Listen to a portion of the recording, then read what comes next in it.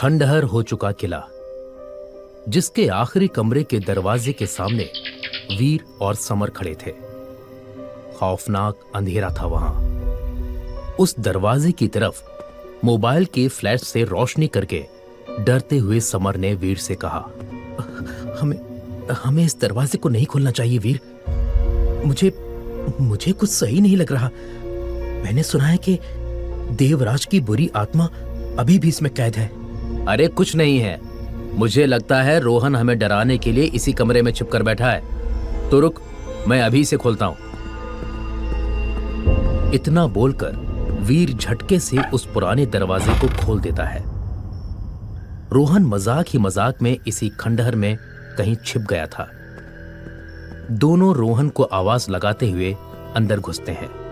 रोहन, रोहन, रोहन, अरे कहां हो?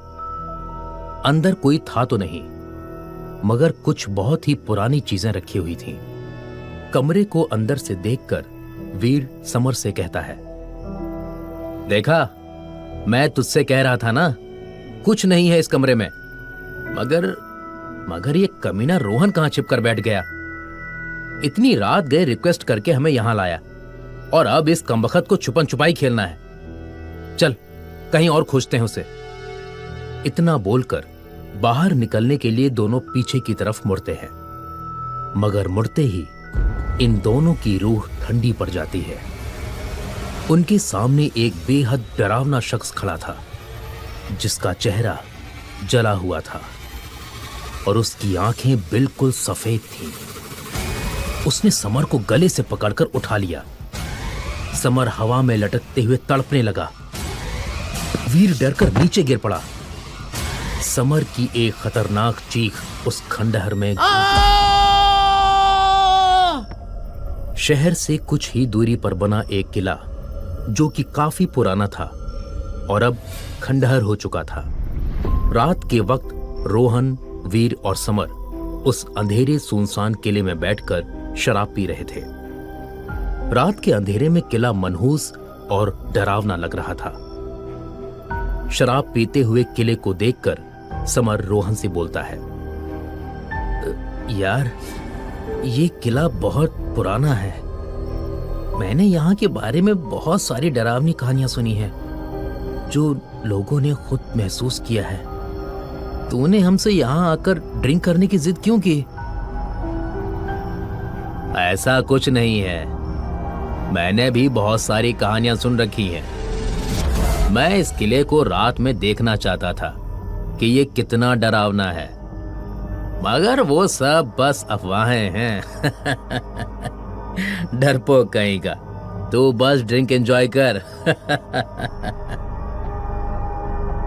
तब तक वीर, जो कि अपने फोन की फ्लैश लाइट जलाकर बैठा था, लाइट को अपने चेहरे पर करके बोलता है, तुम दोनों को सच में यहाँ के बारे में कुछ नहीं पता।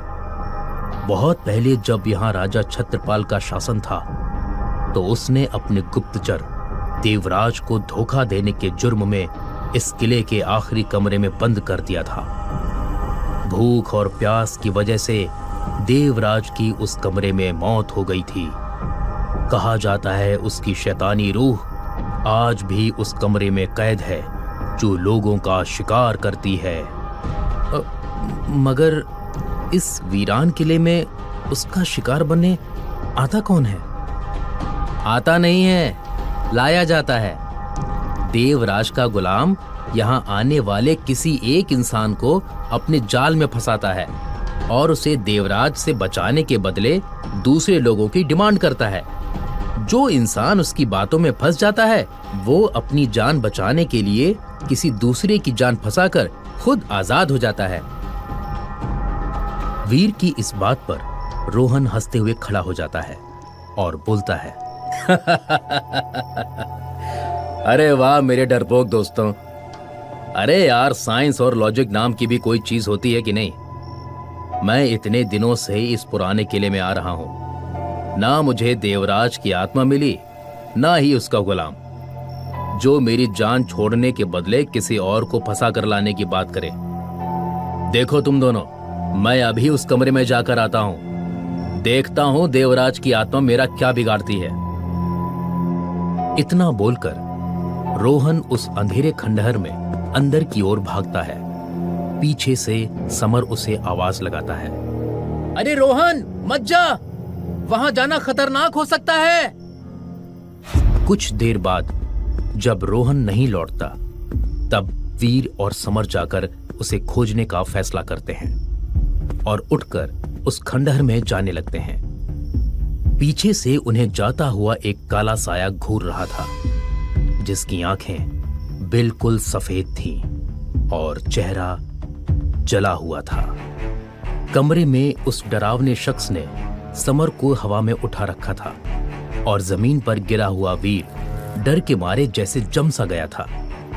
तभी बाहर से दौड़ता हुआ रोहन कमरे में आता है और बोलता है, अरे गुलाम सिंह, इसे छोड़ दो, ये दोनों मेरे दोस्त हैं।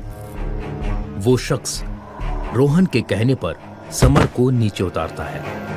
फिर डरकर वीर और समर रोहन के पीछे छिप जाते हैं।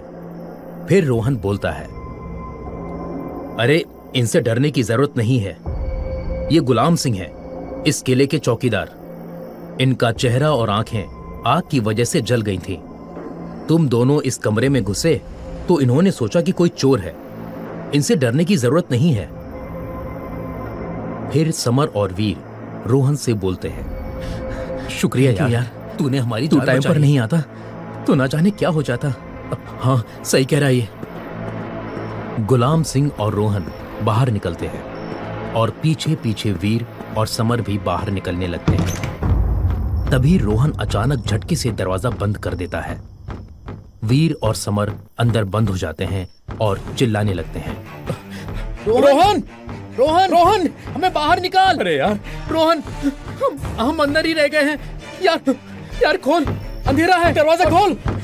और हमें डर भी लग रहा है। हाँ यार, प्लीज प्लीज प्लीज दरवाजा खोल दे। बाहर से रोहन कोई जवाब नहीं देता। बाहर का नजारा बेहद खौफनाक था। रोहन के सामने देवराज की आत्मा हवा में तैर रही थी, जो कि बहुत खौफनाक नजर आ रही थी। बगल में ही हुकुम सिंह खड़ा हुआ था। देवराज की आत्मा को देखकर रोहन अपना सिर जमीन पर पटक कर गिड़गिड़ाने लगता है। जैसा तुमने कहा था, मैंने वैसा ही किया। मैं उन दोनों को साथ ले आया। अब मेरी जान बख्श दो। मैंने गलती कर दी थी उस रात कमरे में घुसकर। मुझे माफ कर दो मुझे। तूने अपना वादा पूरा किया। तू 2 रूह अपने साथ लाया।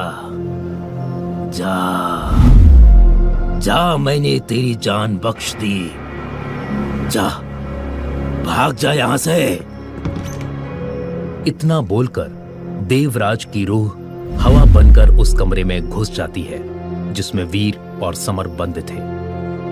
उसके घुसते ही दोनों की चीख से पूरा खंडहर गूंज जाता है। देवराज की आत्मा उन दोनों को बहुत ही बुरी मौत दे चुकी थी।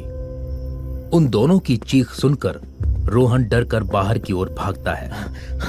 पीछे से भागते हुए रोहन को हुकुम सिंह देख रहा था। रोहन कुछ दूर ही भाग पाता है, तब तक वो जोर जोर से चीखने लगता है।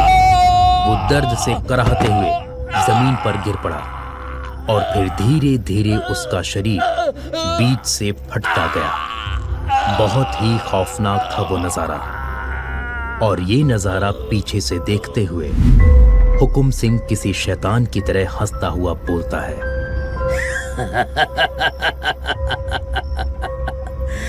धोखेबाज को धोखा मिलता है, मौत का सौदा ऐसा ही है।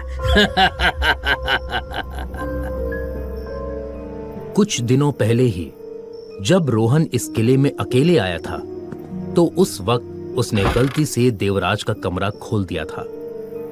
फिर गुलाम सिंह, जो कि वहां का चौकीदार था, उसके कहने पर अपनी जान बचाने के लिए रोहन पूर्णिमा से पहले अपने दोनों दोस्तों को धोखे से उस किले में लेकर आता है और अपनी जान के बदले अपने दोस्तों की जान का सौदा कर देता है।